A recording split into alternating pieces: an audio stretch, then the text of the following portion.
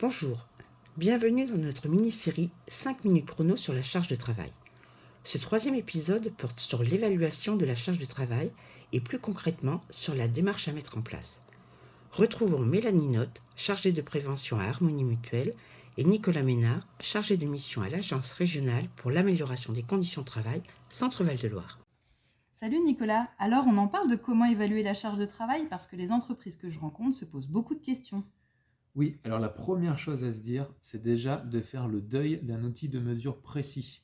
En fait, il s'agit plus d'un processus dynamique de pilotage de l'activité, c'est-à-dire d'avoir des discussions régulières sur les facteurs de la charge au travail.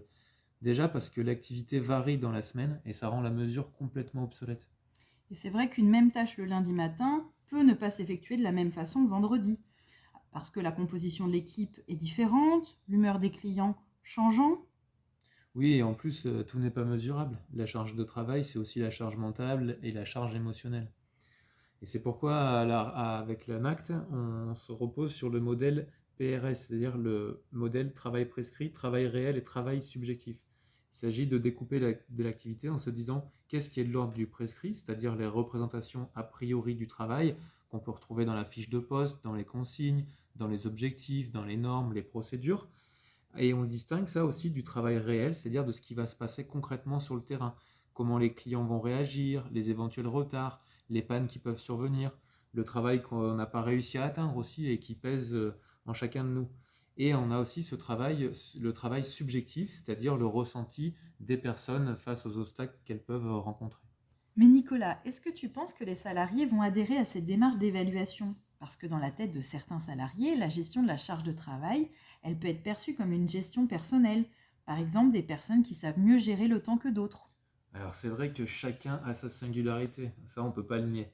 Mais c'est pas pour autant une raison de se dispenser de l'évaluation de la charge de travail, car celle-ci elle doit être partagée collectivement. En fait, c'est pour harmoniser les solutions en fonction des caractéristiques de chacun.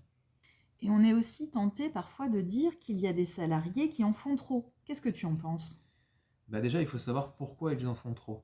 Et là, on remarque que souvent, c'est parce que les critères de qualité ne sont pas discutés.